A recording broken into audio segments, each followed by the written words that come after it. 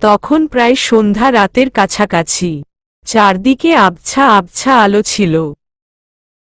তাইমুর আর আয়রা প্রায় 1-1.5 ঘন্টার মতো লাঠির দাগ অনুসরণ করে পায়ে হেঁটে গুহায় এসে পৌঁছায়।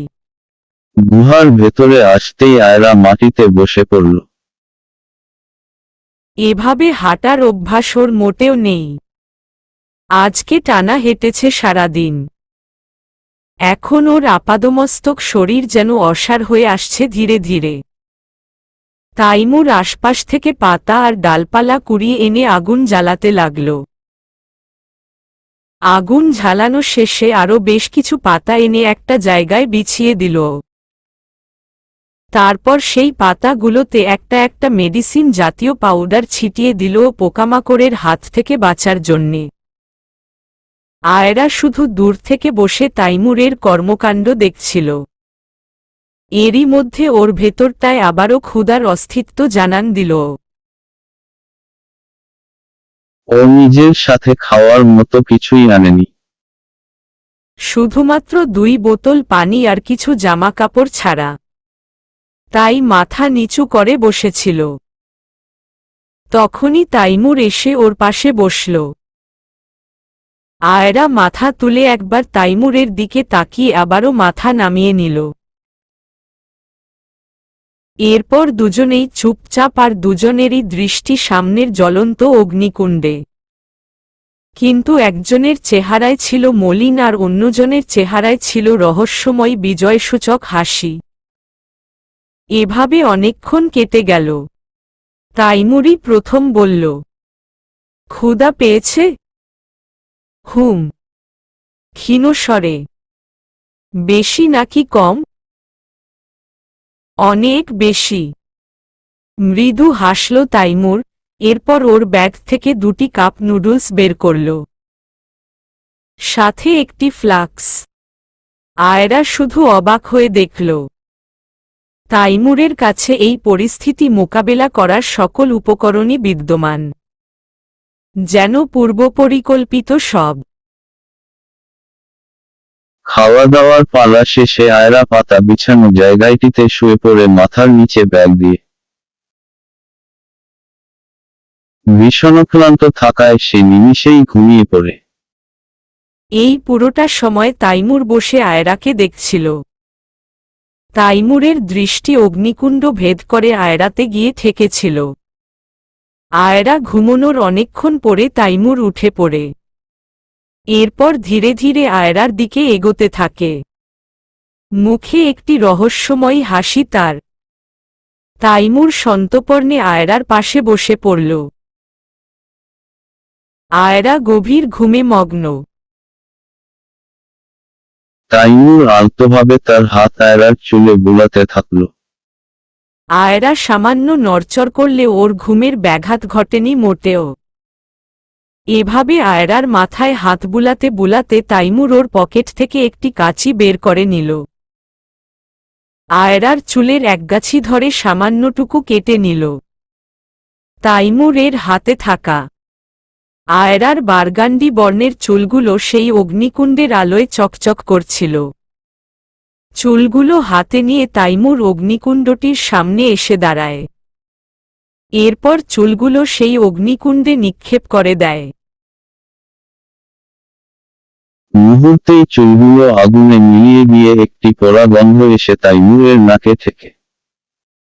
তাইমুর চোখ বন্ধ করে একটি বড় শ্বাস নেয় প্রাণ ভরে। এরপর কাঁচি দিয়ে নিজের এক হাতের তালু বরাবর সজোরে টান দেয়।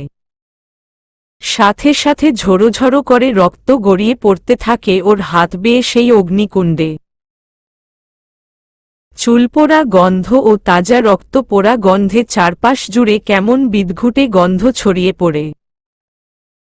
তাইমুর চোখ বন্ধ করে বিড়বিড় করে কিছু একটা পড়ে সেই অগ্নিকুণ্ডে ফু দিতেই সেই আগুনটির উত্তাপ কয়েকগুণ বেড়ে যায়। আগুনটি তাইমুরের চারপাশে ছড়িয়ে পড়ে একটি কুণ্ডলীর ন্যায় আকার ধারণ করে। তাইমুরের চেহারার বর্ণ পাল্টে গেছে। চোখগুলো মাত্রাতিরিক্ত লাল বর্ণ ধারণ করেছে। চেহারাটি ক্রমাগত হিংস্রতম রূপ ধারণ করছে। ওর গলা চিরে একটি গগনবিদারী চিৎকার বেরিয়ে এলো। সেই সাথে ও বলল, এভাবেই জ্বালিয়ে দেব সবটা আর ছিনিয়ে নেব যা আমার ছিল এবং আছে। চোখের সামনে এই দৃশ্যটি ভেসে উঠতেই ধ্যান ভেঙে যায় ত্বকীর। প্রচণ্ড ঘামতে থাকে সে। সেই কক্ষ থেকে দ্রুত বেরিয়ে আসে ও। বেরোতেই ওর দাদাভাই তাবরেজ আলীর দেখা পেয়ে যায়। দাদাভাই তসবিহ গুনছিলেন। ত্বকী দাদার সামনে ধপ করে বসে পড়ে বলে, সে আয়রার নিকট পৌঁছে গেছে দাদাভাই। কথাটি কানে ঢোকামাত্রই তাবরেজ আলী তসবিহ গোনা থামিয়ে দেন। চোখ খুলতেই দেখেন তত্ত্বকি মাথা নিচু করে বসে আছে। ঘেমে নিয়ে একাকার হয়ে আছে সে। তাবরেজ আলী মনে মনে এই ভয়টাই পাচ্ছিলেন। মনে মনে তিনি আল্লাহর সান্নিধ্য প্রার্থনা করলেন। এরপর ত্বকীর উদ্দেশ্যে বললেন, নিজেকে প্রস্তুত করে নাও।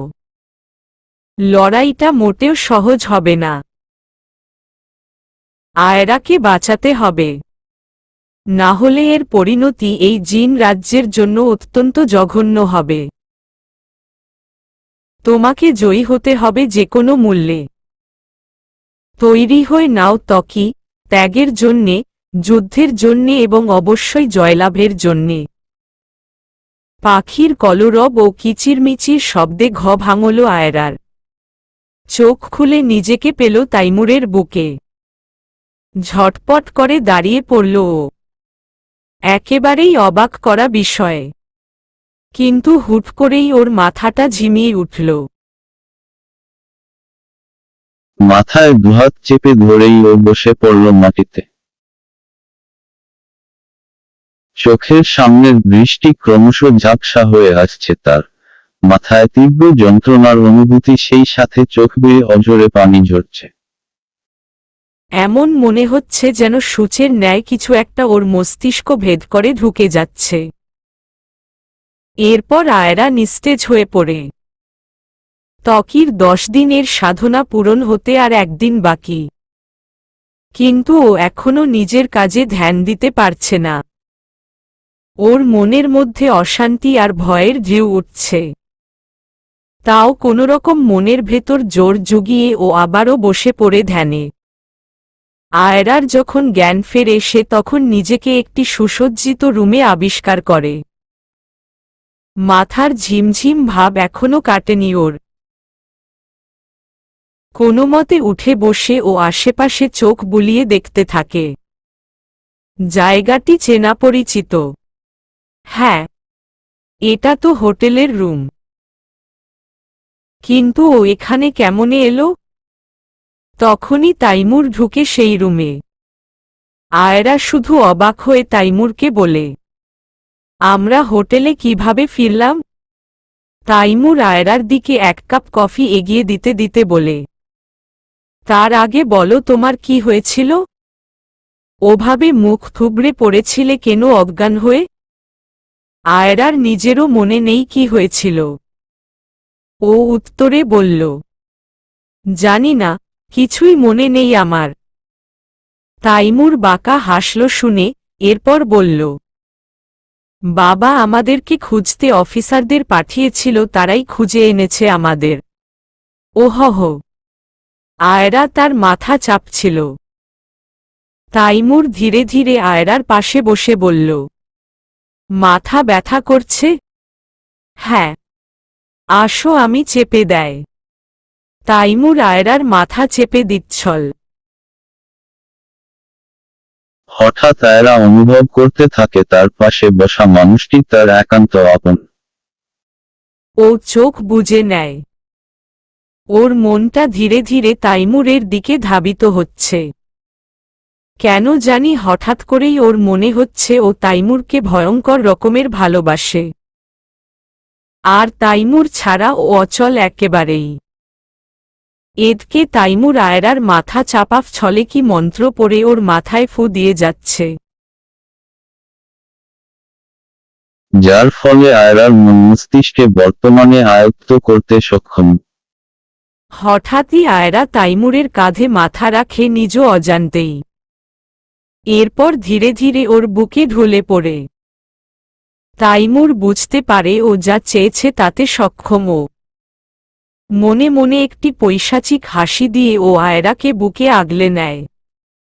আয়রা সেভাবে থেকেই তাইমুরকে বলে, এমন মনে হচ্ছে যেন তুমি আমার অপরিহার্য কেউ।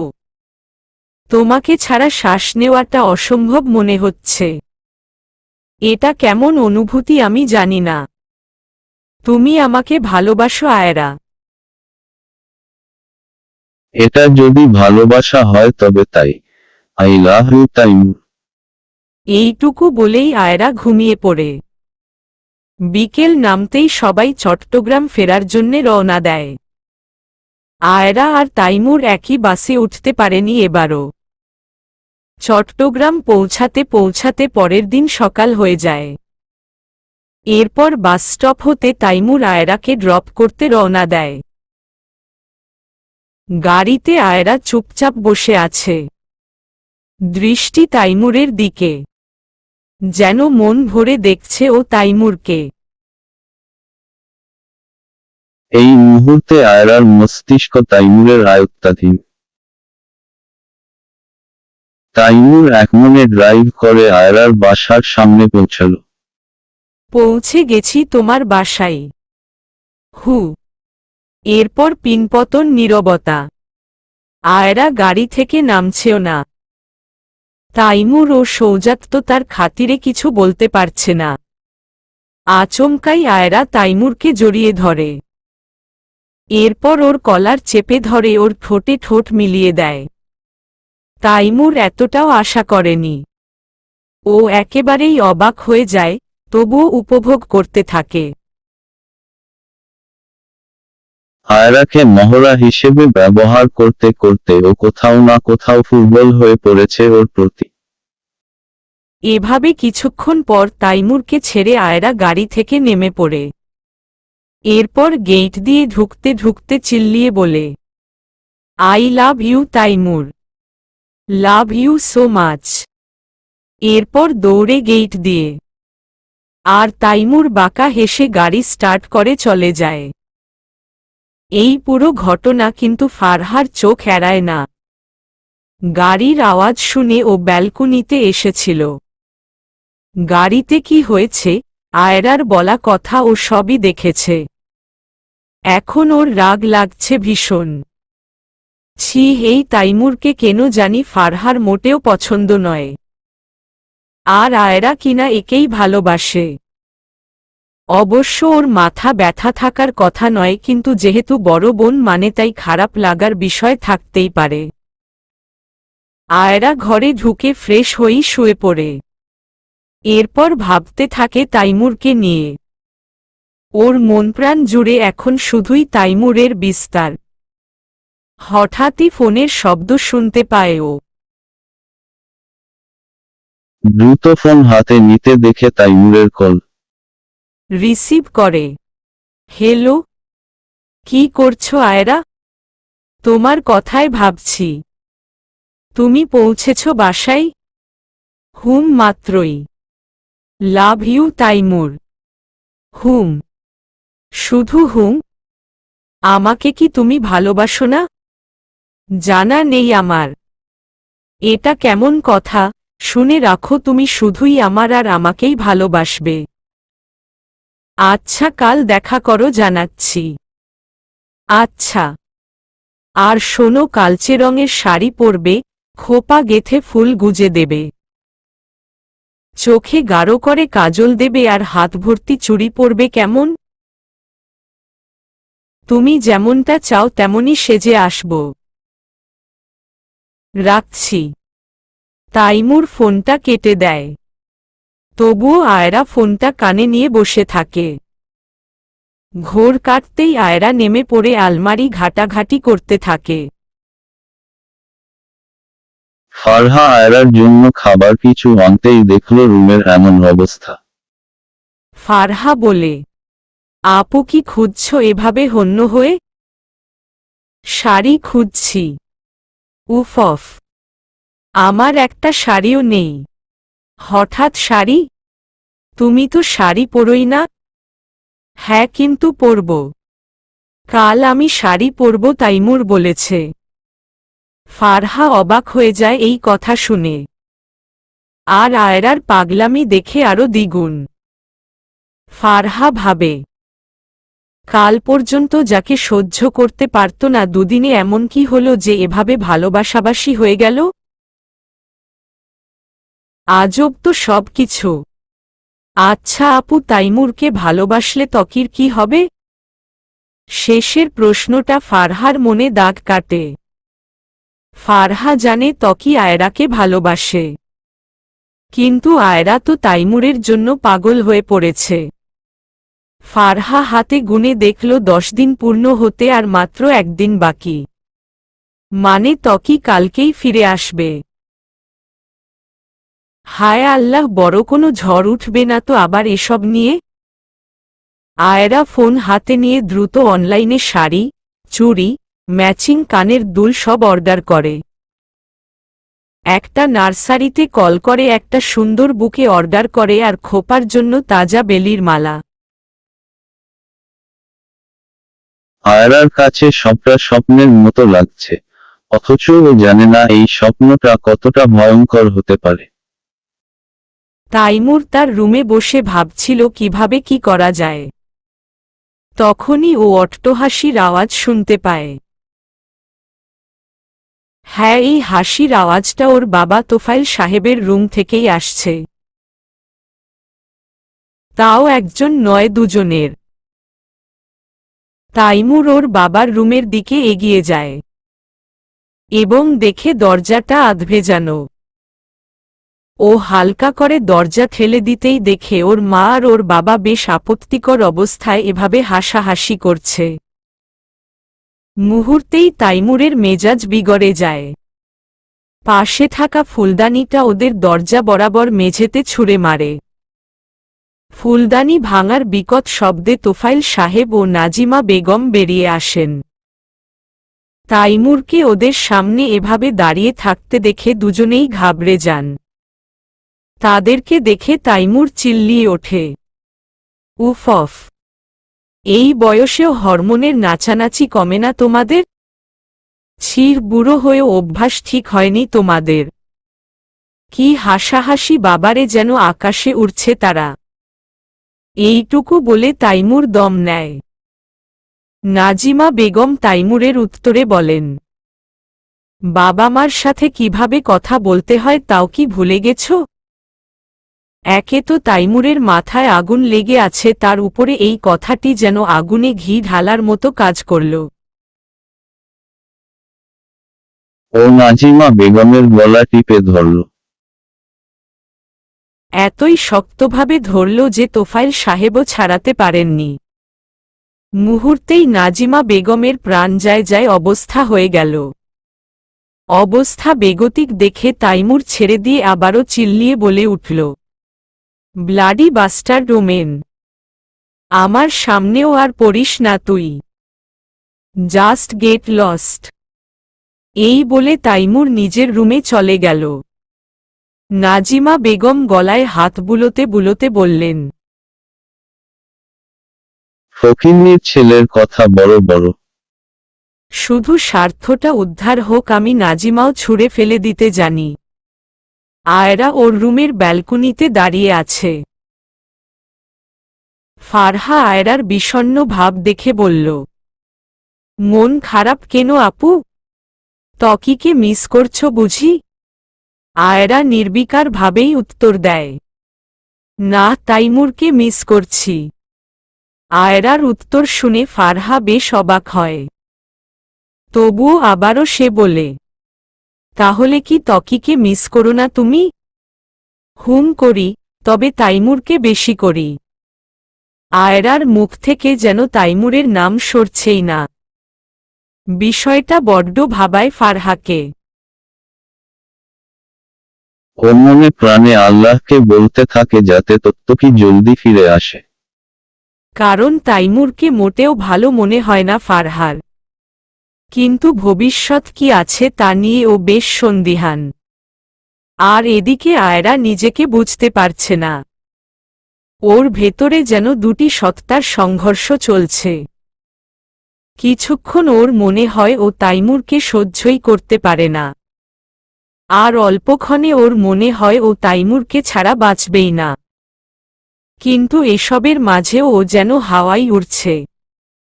চারদিক ওর স্বপ্নের মতো লাগছে। কাল তাইমুর ওকে ওর মনের কথা জানাবে।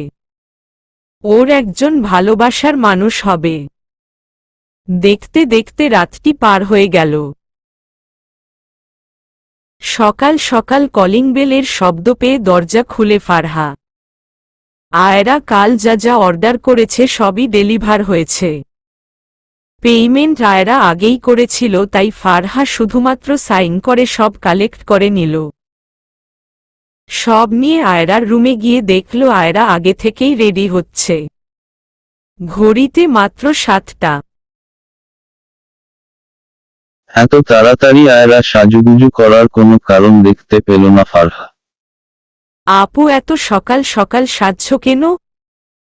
কেন আর দেখছি আর কি কিভাবে গেলে আমাকে বেশি সুন্দর লাগবে। যাই হোক, সব এসেছে তো? হ্যাঁ। আচ্ছা, রেখে দে ওখানে। আর প্রায় 2 ঘন্টা সময় নিয়ে আয়রা রেডি হল।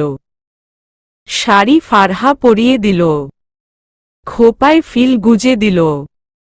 এরপর আয়রা যখন টিপ পড়ছিল তখনই ত্বকির আগমন ঘটে। ভেন্টিলেটর দিয়ে নিজের প্রজাপতি রূপ আকারে ভেতরে ঢুকে ত্বকি। এরপর একবারে আয়রার পিছনে দাঁড়িয়েই নিজের মানব রূপে ফিরে আসে। আয়রা আয়নায় ত্বকিকে দেখে চমকে ওঠে। আর ফারহার তো জ্ঞান হারানোর মতো অবস্থা, বেশ ভয় পেয়ে গিয়েছিল ও হঠাৎ এমনটা হওয়ায়। কিন্তু ত্বকিকে প্রথমবার নিজ চোখে দেখা মাত্রই সব ভয় ভুলে মুগ্ধ হয়ে যায় ও। শ্বেতশুভ্র পাঞ্জাবি, সাথে মাথায় সুসজ্জিত চুল,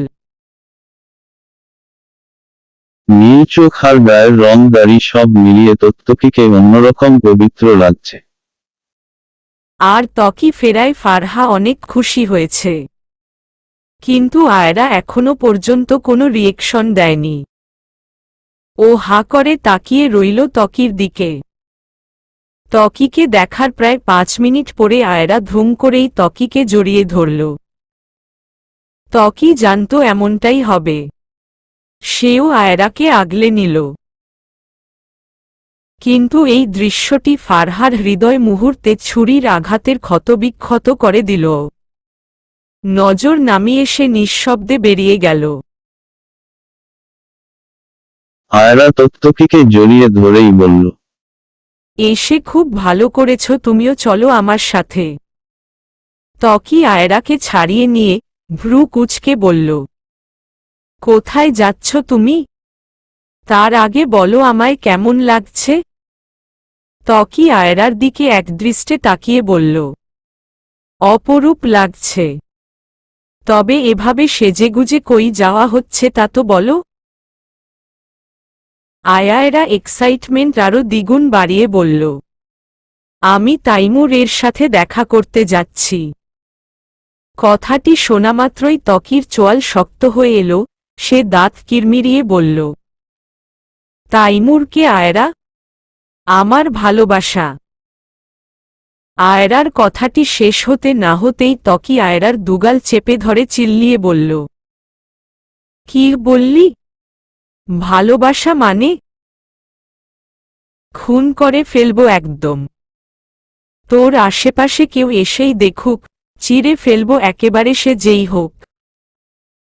আর তুই শুধুই আমাকে ভালোবাসবি, অন্য কাউকে না। আয়রার 2 গাল বেয়ে পানি ঝরছে। ত্বকির চোখগুলো একেবারে কালো বর্ণ ধারণ করে আছে। ব্যথায় ককিয়ে উঠতেই ত্বকি তাকে ছেড়ে দেয়। আয়রার গালগুলো লাল হয়ে আছে। এবার ও শব্দ করে কেঁদে উঠতেই ত্বকির সকল রাগ মিলিয়ে যায়।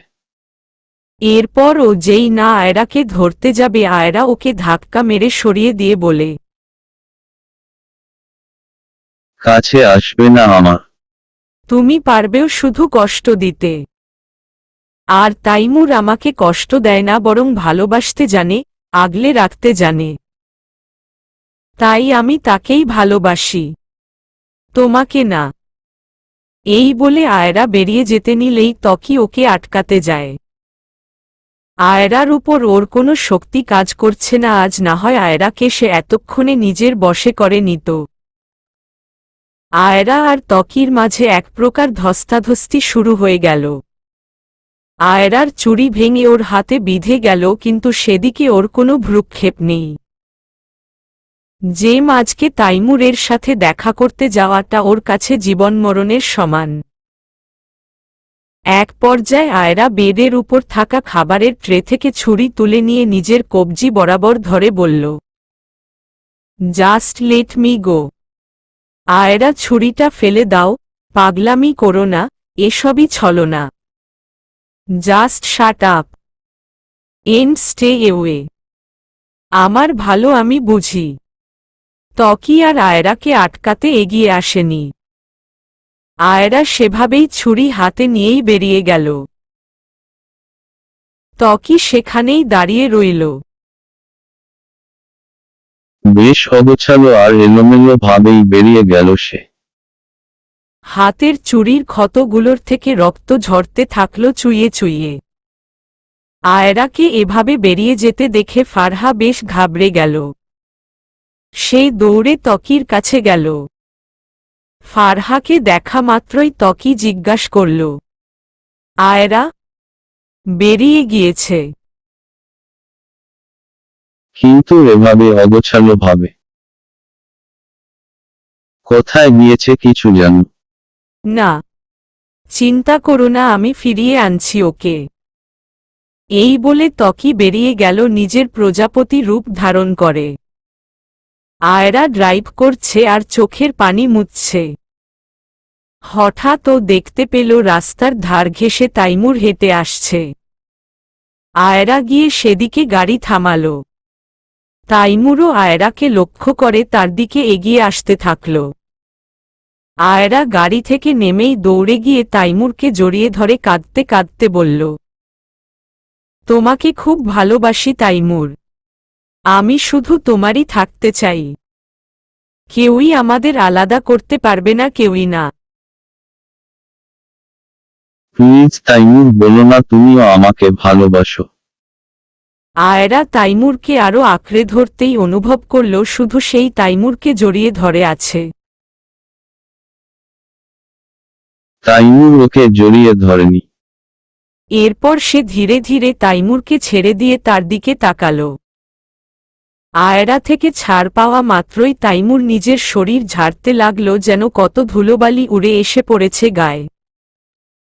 আয়রা শুধু নির্বাক হয়ে দেখে গেল। তাইমুর আয়রার উদ্দেশ্যে বলল, তুমি ভাবলেও কিভাবে আমি তোমাকে ভালোবাসব? কি আছে তোমার মাঝে? অসাধারণ বলতে শুধু এই চোখজোড়ায় আছে, এছাড়া আর কি আছে? কোনো যোগ্যতায় তুমি আমাকে পাওয়ার স্বপ্ন দেখো? ও হ্যাঁ, বিজনেস টাইকুন আয়রা মুলতাসিম, যে 16 বছর থেকেই বিজনেস করে আসছে। আমার প্রশ্ন হলো, সে এত টাকা পেল কিভাবে?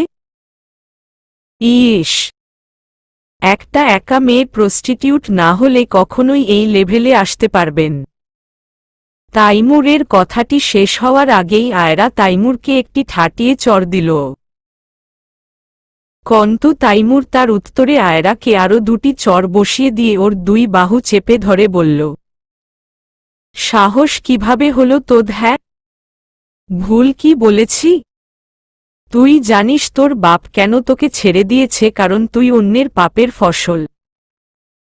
আর তুই ভাবলি কিভাবে আমি তোকে ভালোবাসব? আয়রার পায়ের তলার জমি একটু একটু করে সরছিল, কিন্তু তাইমুরের এই কথাগুলো শুনে শুধু পায়ের তলার জমিই সরল না, বরং মাথায় আকাশও ভেঙে পড়ল একই সাথে। সে অস্পষ্ট স্বরে বলল, মানে? মানে বুঝিস না? তুই তোর মা বাবার সন্তান না। তুই অন্য কারো পাপের বোঝা। যাই হোক, এসব নষ্ট কথা এনে মুখ নষ্ট করার মানে হয় না। আজকের পর থেকে আমার সাথে কথা বলার চেষ্টা করিস না মোটেও। হেই কিউ। তাইমুর আয়রাকে ছেড়ে দিতেই আয়রা মাটিতে বসে পড়ল। তাইমুর যেদিকে এসেছিল সেদিকেই হেঁটে চলে গেল। একবারও পেছনে ফিরল না। আয়রা শুধু তাইমুরের যাওয়ার দিকে তাকিয়ে রইল। যেতে যেতে তাইমুর আয়রার দৃষ্টির অগোচরে চলে গেল। এরপর পরই আয়রা বিলাপ ধরে কাঁদতে লাগল। ত্বকি আয়রাকে এভাবে দেখে ওর কাছে নেমে এলো। ত্বকিকে দেখামাত্রই আয়রা ওর বুকে ঝাঁপিয়ে পড়ে কাঁদতে কাঁদতে বলল, তুমি ঠিক বলেছিলে। সবই ছলনা ছিল, সবটুকুই। রেলিংয়ের ধার ঘেঁষে দাঁড়িয়ে আছে আয়রা। পেছনে থেকে তাইমুরের ডাক শুনে ফিরে তাকাই সে। গাঢ় ছাই রঙা একটি ফতুয়া ও গাঢ় নীল রঙের একটি প্যান্ট পরনে তাইমুরের। হাতে একটি চেইনের ঘড়ি। চুলের কয়েকটি অংশ এসে কপালে পড়েছে তার। আয়রা এক নজর দেখে আবারও ঘুরে দাঁড়াল। তাইমুর সামান্য অবাক হল, কিন্তু এবার আর ডাকল না ওকে। আয়রার পরনে একটি হাফ সিল্ক শাড়ি আকাশী রঙা। পিঠ বরাবর চুলগুলো খোলা আর মাথার সামনে সানগ্লাসটি চুলে আটকানো। অনেকটা ভাবলেশহীন ভাব গায়ে মেখে আয়রা বলল, হুন তো কেন ডেকেছ বলো? আয়রাকে এভাবে দেখে তাইমুরের মনের কোণে একটি সন্দেহ জেগেছিল। আয়রার উক্ত কথায় তা আরও পাকাপোক্ত হয়ে গেল।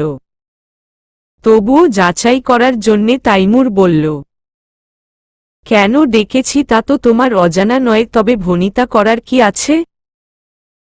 আয়রা এবার তাইমুরের দিকে ফিরে দাঁড়াল।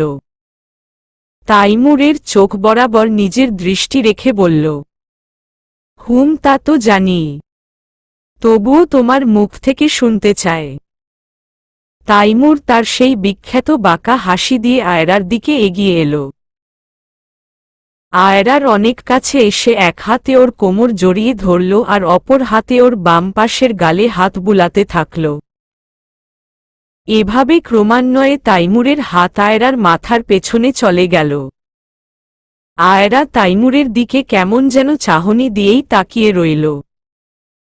এই চাহনিতে না রাগ ছিল না ভালোবাসা, বলতে গেলে একেবারেই নিরপেক্ষ।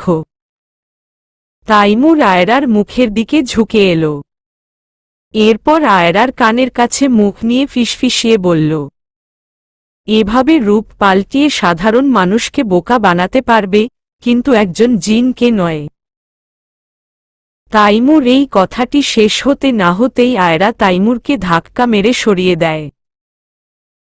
তাইমুর এই ধাক্কায় পড়তে গিয়েও পড়ে না। মুহূর্তেই তাইমুরের সামনে আয়রার রূপ থেকে নিজের রূপে ফিরে আসে ত্বকি। তাইমুর তা দেখে মোটেও অবাক হয় না। ত্বকির চোখজোড়া ইস্ত কালো। তার ভেতরের রাগেরই প্রতিফলন এটি। তাইমুর ত্বকির দিকে তাকিয়ে তাচ্ছিল্যের সুরে উচ্চস্বরে হেসে উঠে। হাসতে হাসতে বলে, অবশেষে ফিরে এসেছিস তবে, কিন্তু অনেক দেরি করে ফেলেছিস। আয়রাকে আমি নিজের করেই নিয়েছি। তাইমুরের প্রতি উত্তরে ত্বকিও হাসল, তবে মৃদু। এরপর বলল, আল্লাহ আমাকে সঠিক সময়েই পাঠিয়েছে, আর আমার যা করার আমি তা করে ফেলেছি। মানে? আয়রার মন মস্তিষ্কে তোর জন্য ঘৃণার বীজ রোপণ করা হয়ে গিয়েছে। তোর রূপ নিয়ে ওকে মাঝরাস্তায় ইনসাল্ট করে এসেছি। ও তো এটাই ভাববে তুই এমন করেছিস। ইস, তোর সাজানো গোছানো খেলাটায় বরবাদ হয়ে গেল। ত্বকি, তুই কি জানিস আমি তোর 2 বছরের বড়?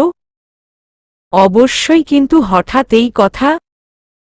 তাইমুর আবারও উচ্চস্বরে হাসল এবং বলল, তোর আগে দুনিয়ায় এসেছি মানে ভাবতেই পারছিস আমি সব দিক দিয়েই তোর থেকে এগিয়ে আছি। তুই যদি ডালে ডালে চলতে জানিস, তবে আমি পাতায় পাতায় চলতে জানি। ত্বকী তাইমুরের কথার মানে বুঝতে পারল না ঠিকই, কিন্তু সে স্বপ্নেও ভাবেনি যে ওর বানানো গর্তে ও নিজেই মুখ থুবড়ে পড়বে। তাইমুর উচ্চস্বরে যখন বলল, বেরিয়ে এসো আয়রা, দেখছ তো তোমার জিনবন্ধুর কর্মকাণ্ড। এবারও কি কোনো ডাউট আছে তোমার? আড়াল থেকে আয়রা বেরিয়ে এলো, সাথে ফারহা। ওর দুচোখের পানি স্পষ্ট। ঠিক সেই মুহূর্তেই ত্বকীর শিরদাঁড়া বেয়ে একটি ঠান্ডা স্রোত বয়ে গেল। আয়রা দৌড়ে এসে ত্বকীর গালে সজোরে একটি চর বসিয়ে দিল আর বলল, আর কতটা নিচে নামতে পারো? স্বপ্নেও ভাবিনি তুমি এভাবে আঘাত করবে আমাকে। আমার দুর্বলতা বুঝে একেবারে কোপ দিল। আমি তো ধরেই নিয়েছিলাম তাইমুর এমনটা করেছে, কিন্তু ভাগ্যিস সত্যিটা জেনে গেলাম, না হয় আজীবন একটা বিশ্বাসঘাতককে বন্ধু ভাবতাম। কি দরকার ছিল আমার ইমোশনস নিয়ে খেলার?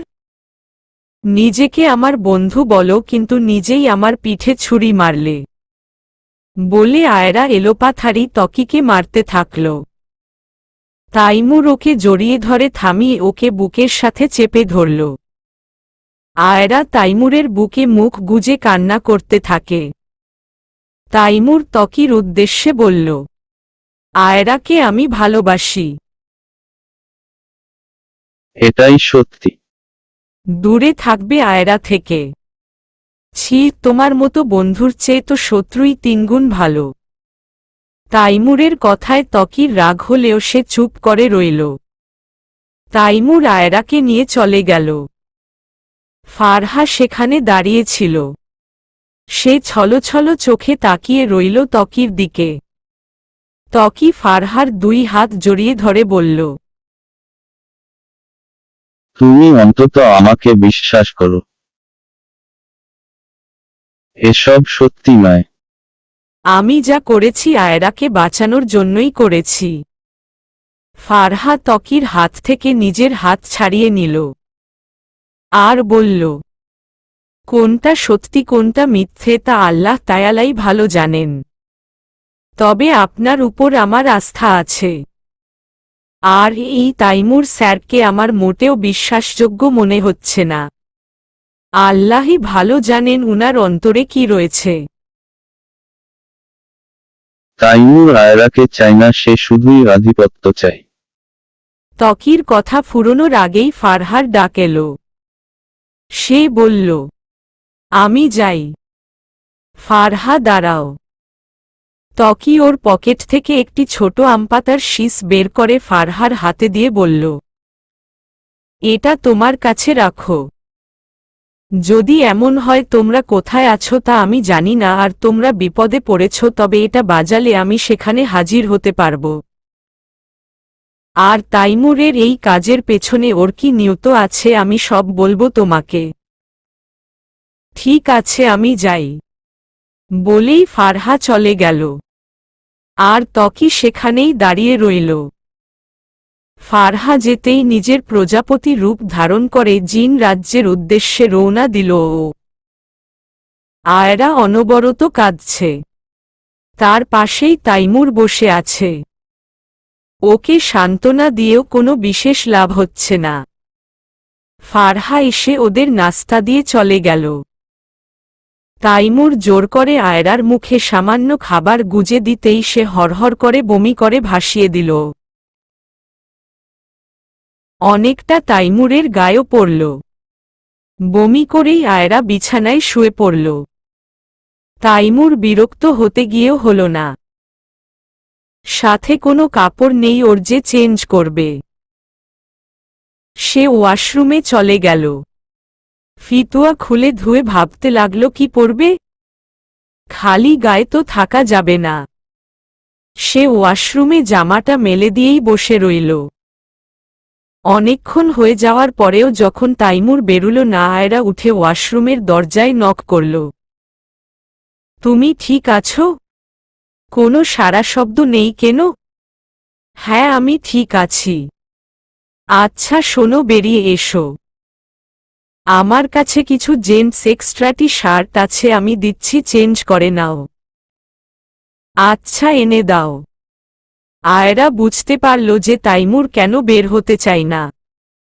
তাই ওর মাথায় দুষ্ট বুদ্ধি চেপে গেল। ও তাইমুরকে বলল, কিন্তু আমার হেল্প লাগবে। কি হেল্প কেন? আসলে টি শার্টগুলো লাগেজে আর লাগেজটা কাবার্ডের উপরে। নাগাল পাচ্ছি না, আমি এসে নামিয়ে দেবে প্লিজ? তাইমুর মহা মুশকিলে পড়ে গেল।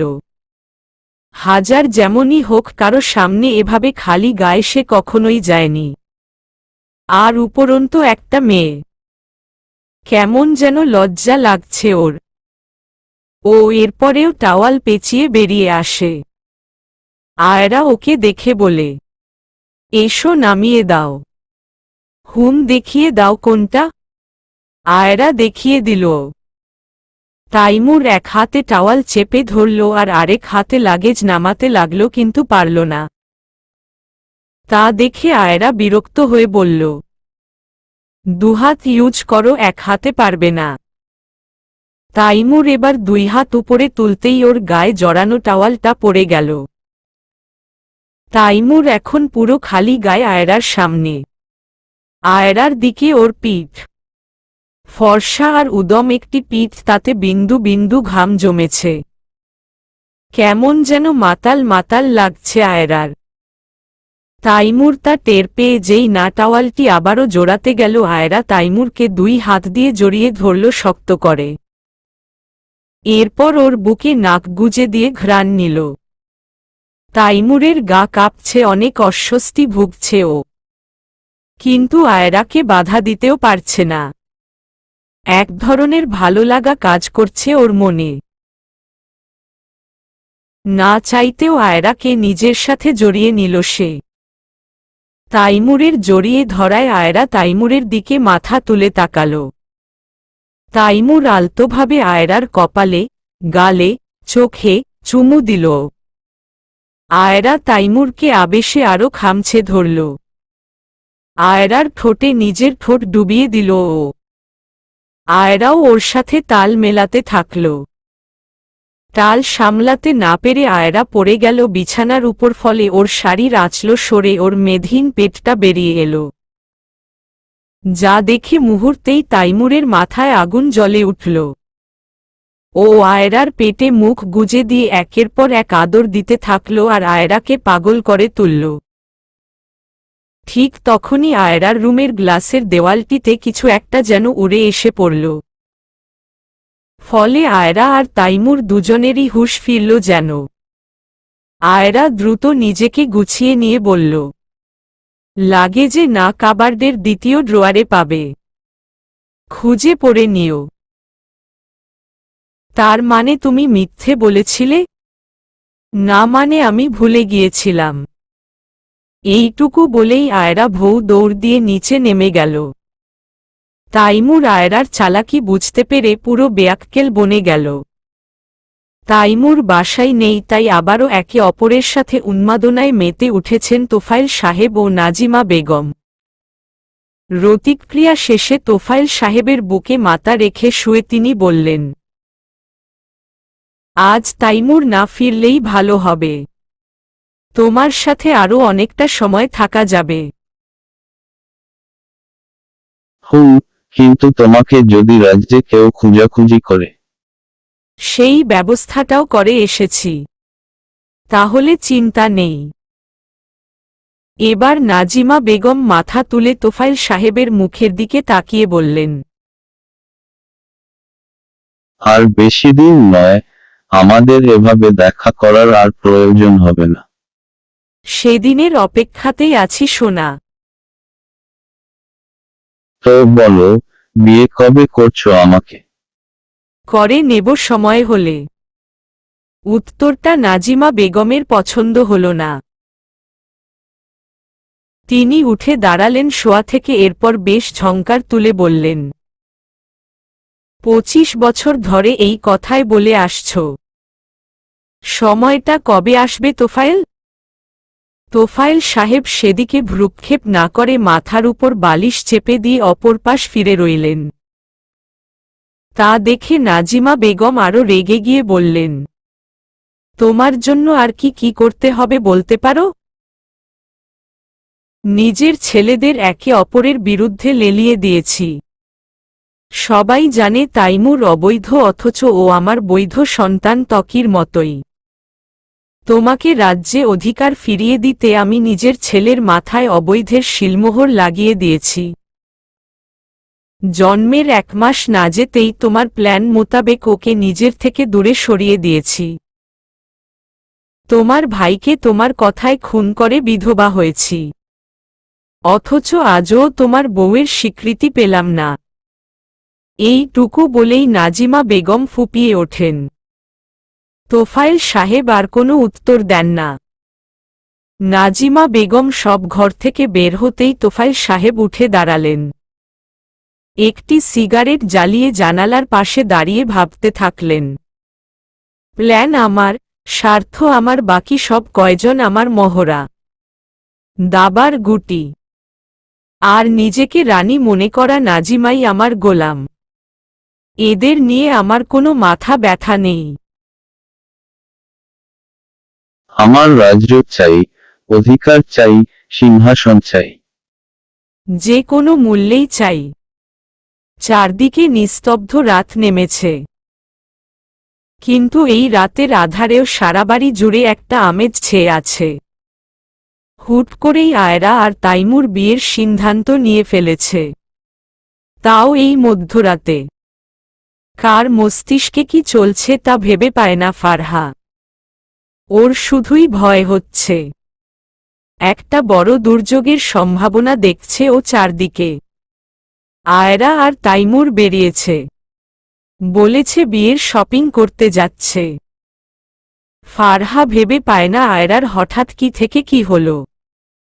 হঠাৎই এমন অসভ্য আর বেহায়া কিভাবে হলো।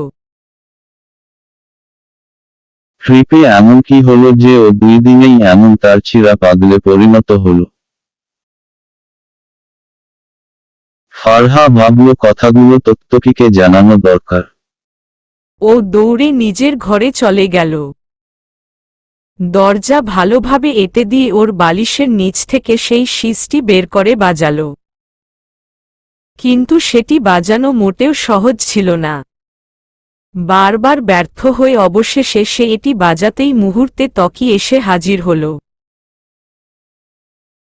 এতক্ষণ ও যা কথা জমিয়েছিল ত্বকিকে দেখামাত্রই সব ভুলে গেল। ত্বকি ফারহার ছটফটানি দেখে বলল, কি বলতে চাও জলদি বলো। আসলে কি?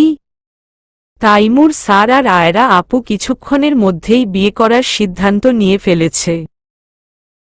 এখন তারা বিয়ের কেনাকাটা করতে গিয়েছে।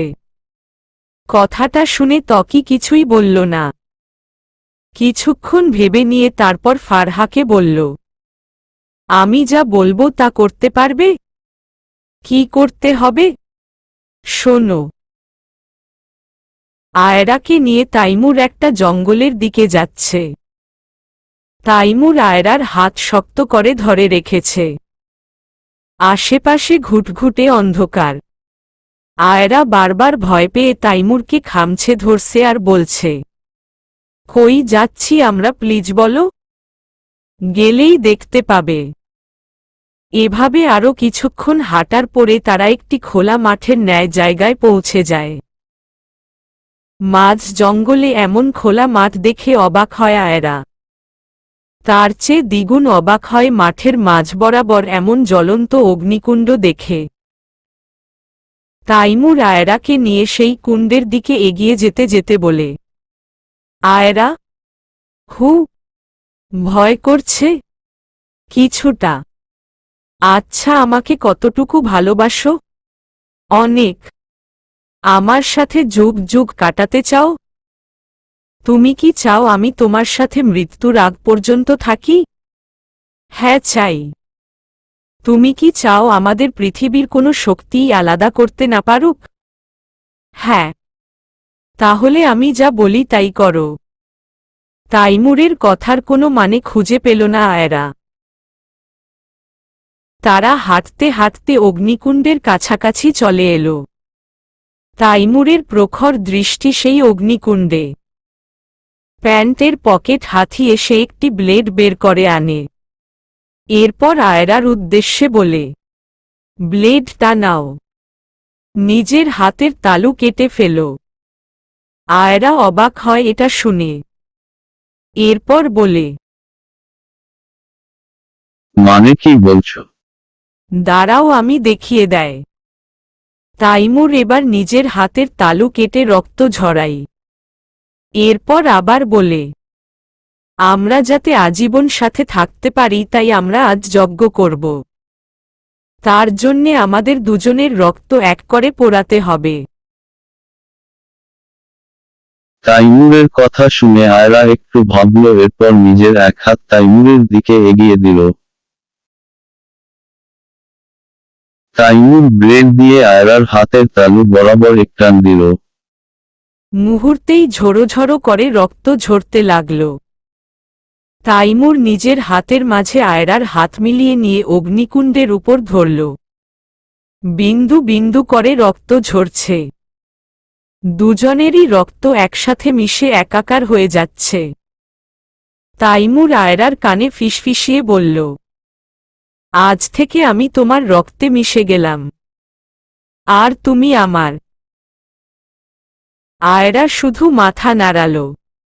ওর দৃষ্টি সেই রক্তের উপর আটকে আছে।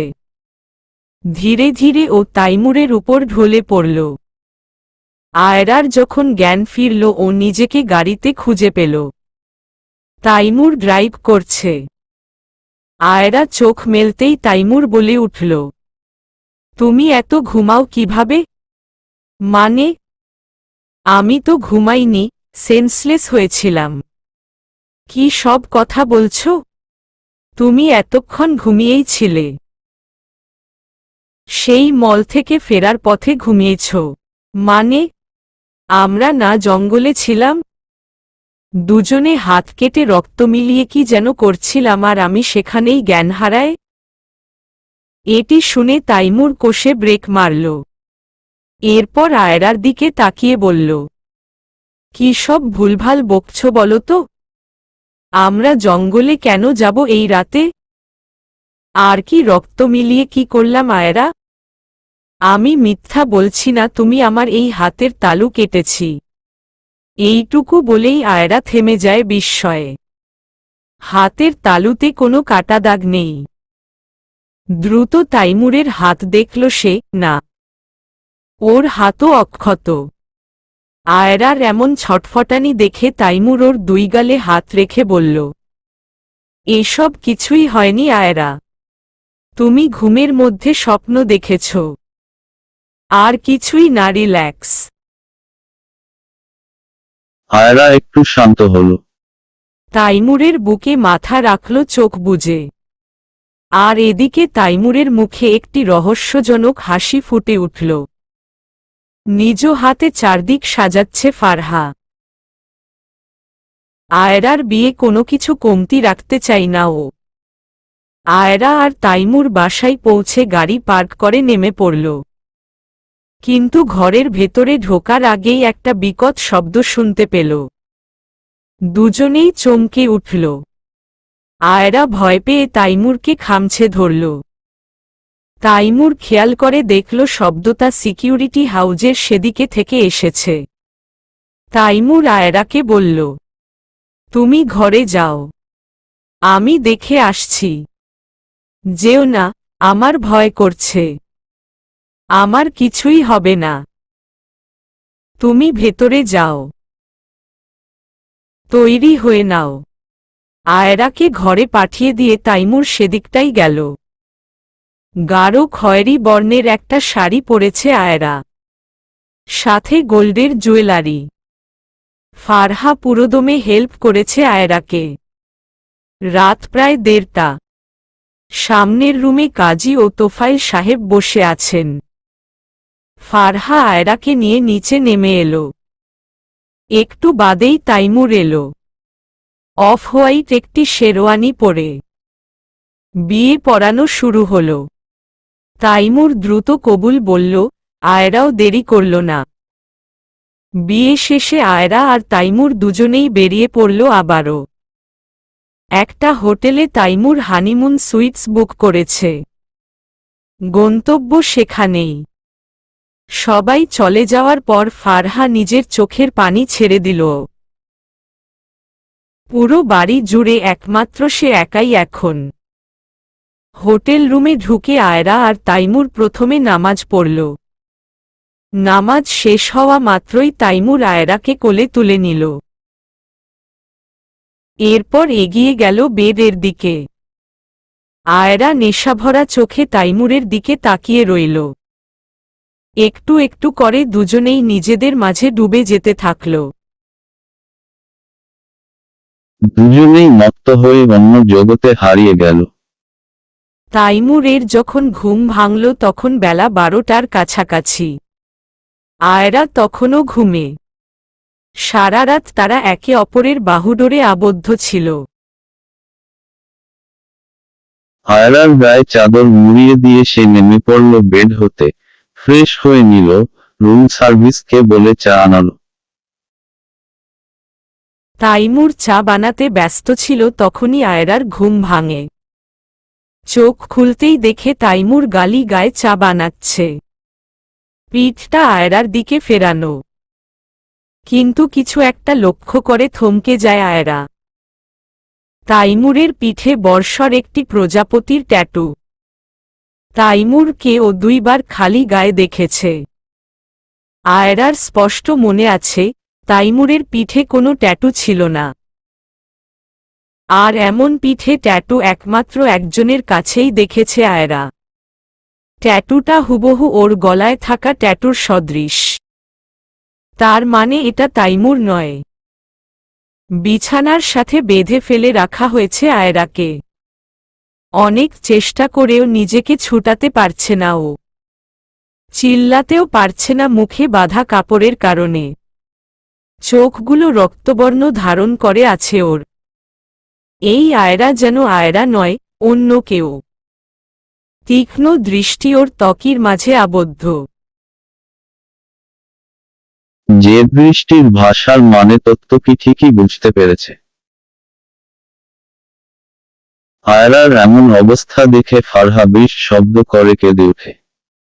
কাঁদতে কাঁদতে ও ত্বকিকে বলে, আপুকে এভাবে বেঁধে রাখবেন না, দয়া করে দেখুন উনার অবস্থা খুব খারাপ। এইটুকু বলে ফারহা আয়রাকে মুক্ত করতে এগিয়ে গেলেই ত্বকি ওকে বাহুডোরে আবদ্ধ করে আটকায়। আর বলে, ওর কাছে যেও না ফারহা, ও আয়রা নেই, ওর মাঝে অন্য কেউ আছে এখন। মিথ্যে বলছেন আপনি, এটা আপুই দেখুন ভালোভাবে। শরীরটা আয়রারই কিন্তু রুহ আয়রার নয়। আয়রা আছে এর মাঝে কিন্তু অন্য কেউ তার শরীরের উপর আধিপত্য করে রেখেছে। ত্বকির কথা কিছুই বুঝতে চাইছে না ফারহা। ওর দৃষ্টি আয়রার দিকে। হাত পায়ের বাঁধনের স্থান হতে রক্ত গড়িয়ে পড়ছে ওর। কি মর্মান্তিক দৃশ্য! ফারহা সহ্য করতে পারে না। অনেকটা নেতিয়ে পড়ে ত্বকির উপর। ত্বকি ফারহাকে আগলে নেয়। এরপর ওকে ধরে আয়রার রুম থেকে বের করে অন্য রুমে নিয়ে যায়। প্রথমবার তত্ত্বকির এতটা কাছে এসে অস্বস্তিতে পড়েও। পুরো শরীর কাঁপতে থাকে ওর। ত্বকি ওকে সযত্নে বসিয়ে দেয় সোফায়, এরপর পানির গ্লাস এগিয়ে দেয়। এক নিঃশ্বাসে পুরো গ্লাস খালি করে ফারহা। এরপর কিছুক্ষণ দম নেয়। নিজেকে কিছুটা স্বাভাবিক করে নেওয়ার চেষ্টা করে ও। হঠাৎই ত্বকি বলতে শুরু করে, আয়রাকে এভাবে দেখে ফুরবল হয়ে পড়লে চলবে না। কারণ আয়রার মাঝে এখন তাইমুরের আত্মা। তাইমুরের আত্মা মানে? তাইমুর আর বেঁচে নেই, আমি মেরে ফেলেছি ওকে। কিন্তু মরেও তাইমুর মরেনি, ওর রুহটা আয়রার দেহে রয়েছে। আমাদের গোত্রে একটি প্রথা আছে, এটা এক ধরনের জাদুও বলতে পারো। সেটার নাম হল লৌহযজ্ঞ। এই লৌহযজ্ঞের নিয়মানুযায়ী কোনো জিন যদি কোনো মানুষের রক্তকে একত্রিত করে পোড়ায় তবে তার মৃত্যু ঘটলেও তার রুহ অমর হয়ে থাকে ওই মানুষের শরীরে। তাইমুর আয়রার সাথে নিজের রক্ত পুড়িয়ে লৌহযজ্ঞ করেছিল, তাই তাইমুরকে আমি মেরে ফেললে ওর রুহ এসে আয়রার দেহে আস্তানা গেড়েছে। এক নিঃশ্বাসে কথাগুলো বলে ত্বকি। ফারহা মনোযোগী হয়ে শুনে সবটা, এরপর বলে, আপুর দেহ হতে তাইমুরের আত্মা তাড়ানোর কি কোনো উপায় নেই? আছে, আর এর একমাত্র উপায় হলো আয়রার মৃত্যু। কথাটি বলতে বলতে ত্বকির কণ্ঠ অনেকটা কেঁপে ওঠে। ফারহা আবারও চোখের পানি ছেড়ে দেয়। আয়রার মৃত্যু ভাবতেও ফারহার গা গুলিয়ে এলো। সে ত্বকির বাহু চেপে ধরে বলল, অমন কথা বলবেন না, খুঁজে দেখুন, অন্য কোনো উপায় অবশ্য আছে আপুকে মুক্ত করার। সেই চেষ্টাতেই আছি, আয়রাকে আমি হারাতে পারব না কোনোভাবেই। আল্লাহ আমার সহায় হবেন। ত্বকির এই কথায় ফারহা কিছুটা স্বস্তি পায়। কিন্তু আবারও একটা প্রশ্ন এসে ভর করে ওর মস্তিষ্কে। সে শটান ত্বকিকে বলে, আমি জানতে চাই আপুর সাথে আপনাদের কি সম্পর্ক?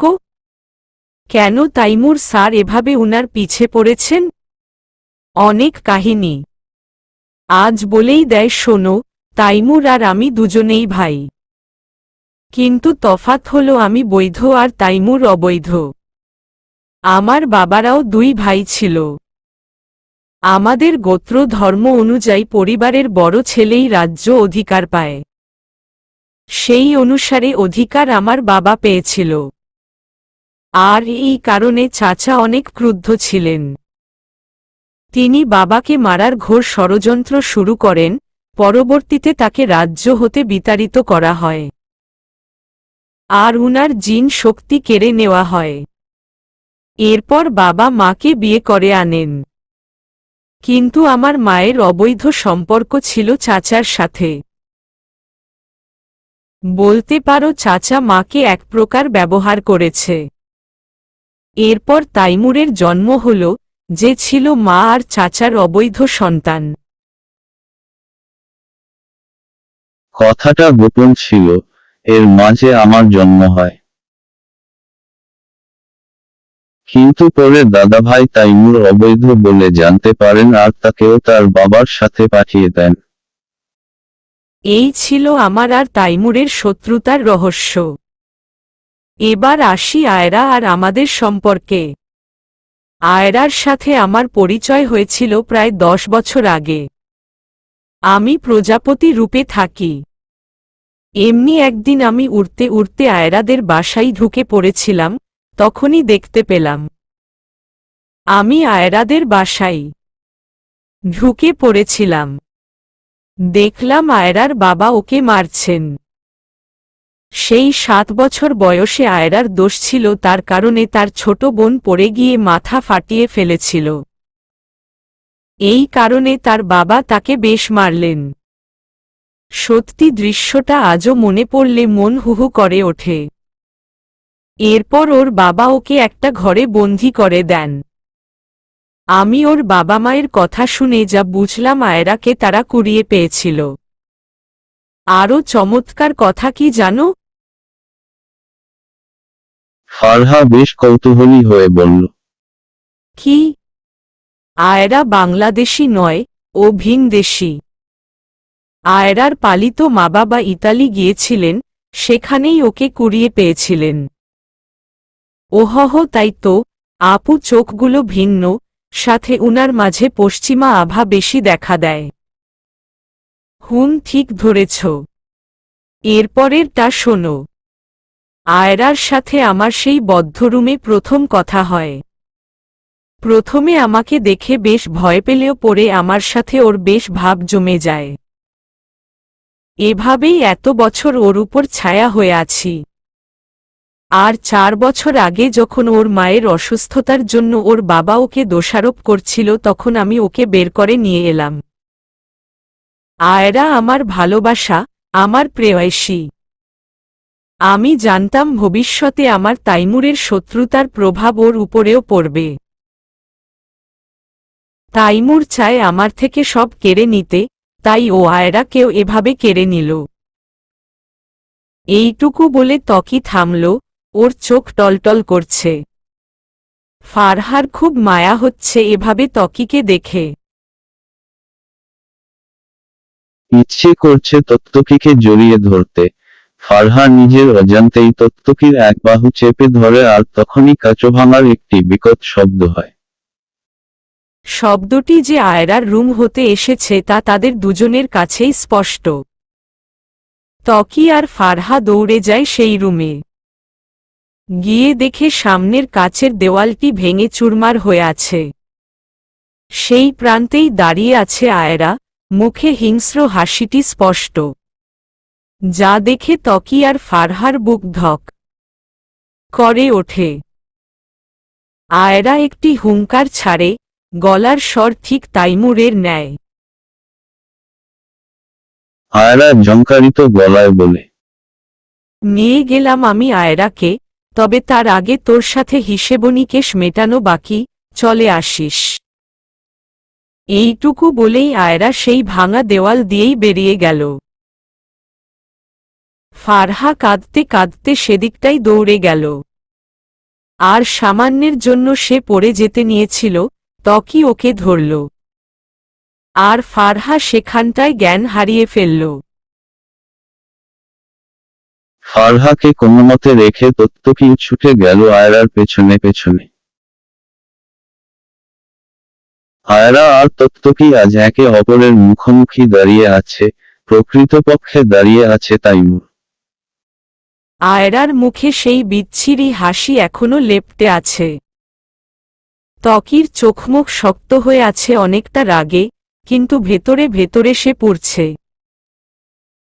একটা কথা ভেবে বারবার ওর হৃদয় ক্ষতবিক্ষত হচ্ছে যে ও তাইমুরকে আঘাত করলেও সেই আঘাত গিয়ে লাগবে আয়রার দেহে। হঠাৎই ত্বকির আত্মবিশ্বাস টলমলে গেল।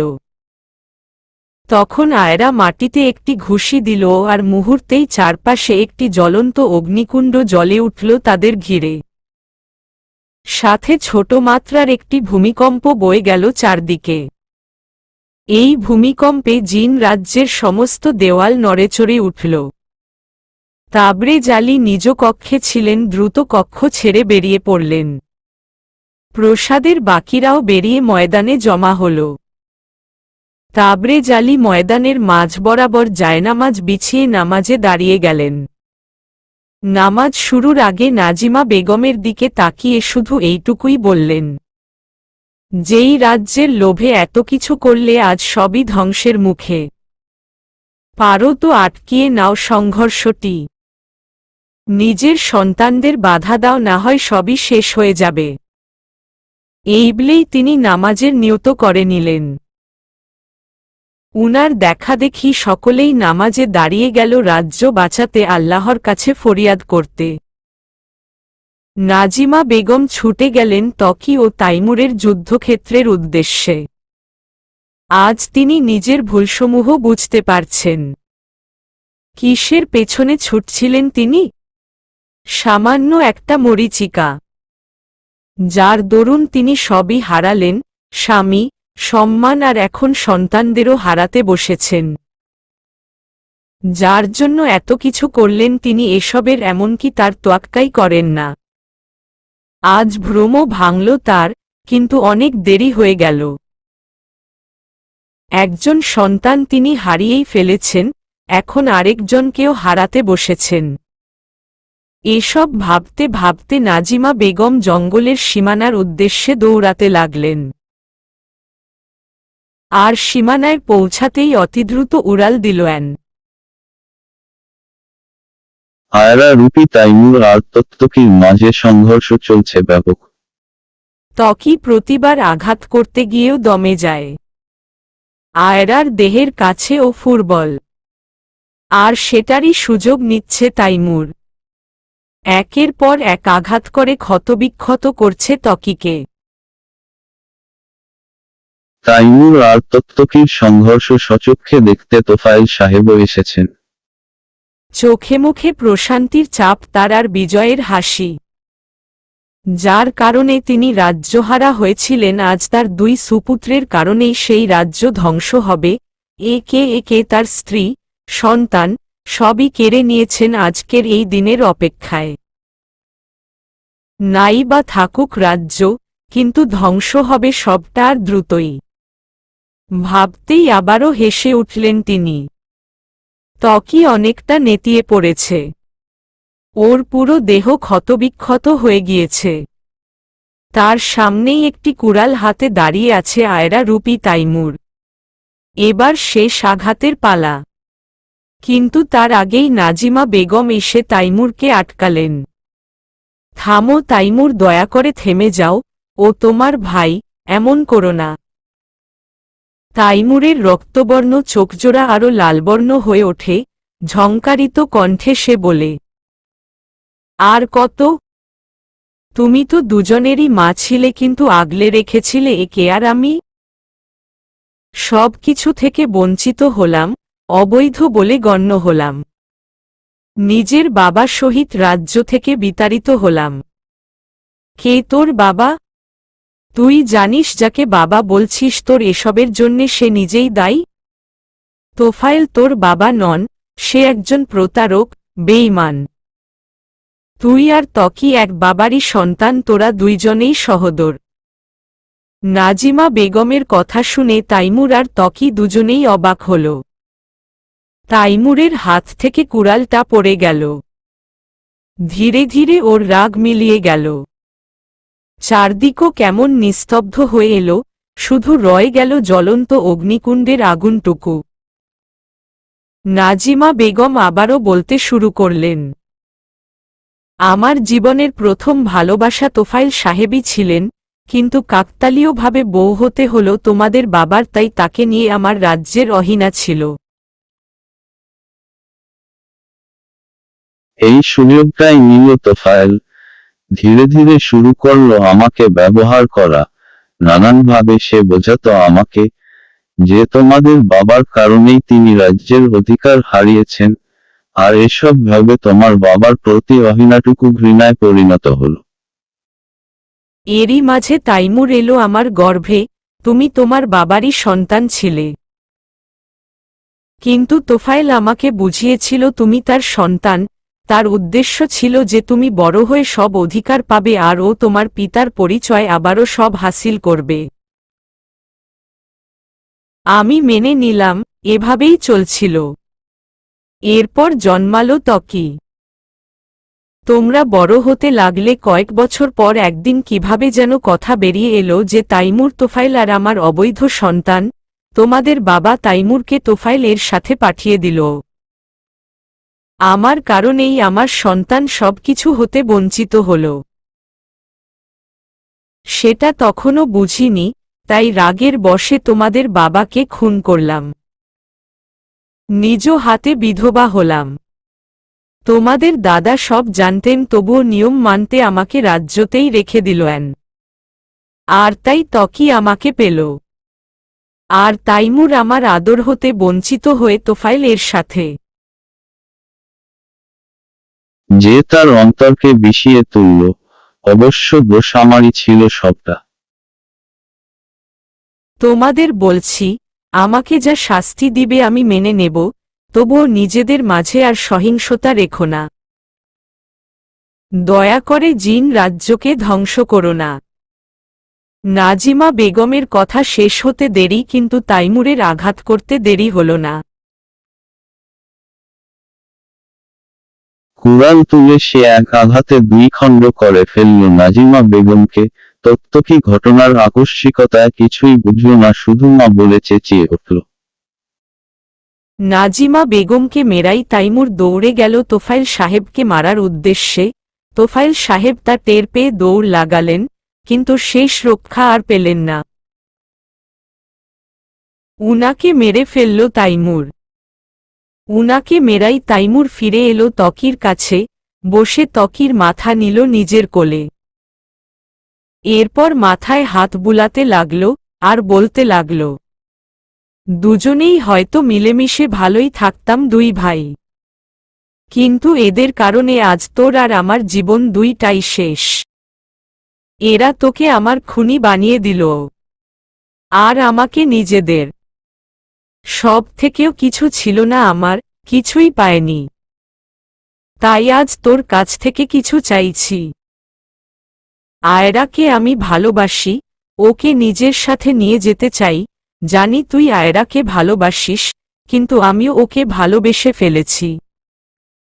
ওকে আগলে রাখতেই চেয়েছিলাম, কিন্তু তাও হলো না। ত্বকি তাইমুরের কথা শুনে বুঝতে পারল না ওর কি বলা উচিত, রাগ হবে নাকি করুণা করবে। তাইমুর বলতেই থাকল, যদিও আমি আয়রাকে ব্যবহার করে তোকে ধ্বংস করতে চেয়েছিলাম, কিন্তু পরবর্তীতে ওকে ভালোবেসে ফেলি। সব হারিয়েছি ভাই, আমার উপর একটু দয়া কর, আয়রাকে দিয়ে দে, আমায় দয়া কর। ত্বকির বড্ড কান্না পেল।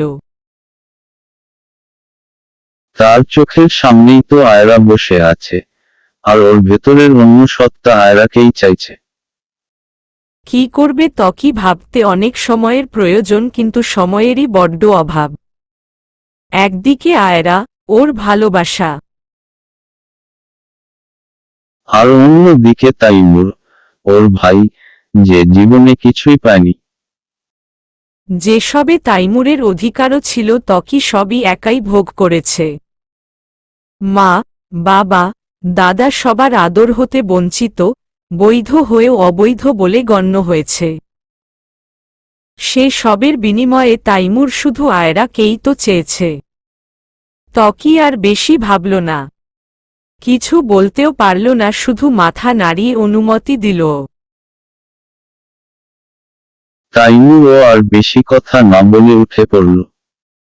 ধীরে ধীরে এগিয়ে গেল অগ্নিকুণ্ডের দিকে। তখনই ত্বকি আবারও আটকাল তাইমুরকে, আর বলল, শেষ একবার অন্তত আয়রার সাথে কথা বলতে দাও। তাইমুর আবারও বসে পড়ল, নিজের আধিপত্য ছেড়ে দিল আয়রার উপর থেকে। আয়রার দেহ নেতিয়ে পড়ল। একটু সময় পরে আয়রা ধীরে ধীরে মাথা তুলে তাকালো ত্বকির দিকে। ত্বকি আবারও সেই সবুজ রঙা চোখ দেখতে পেল আয়রার। এক হাত দিয়ে আয়রার গাল জড়িয়ে ধরল আর বলল,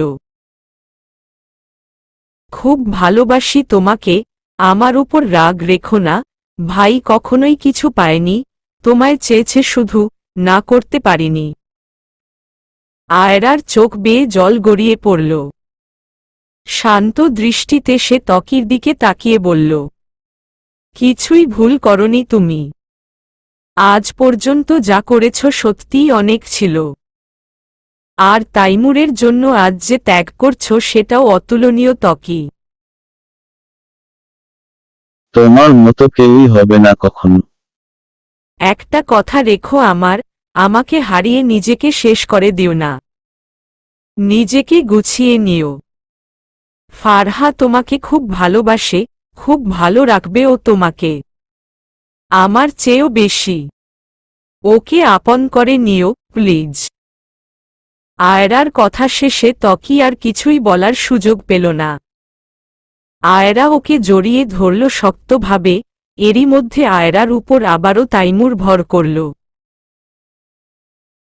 আয়রা আবারও দাঁড়িয়ে পড়ল এবং এগিয়ে যেতে থাকল সেই অগ্নিকুণ্ডের দিকে।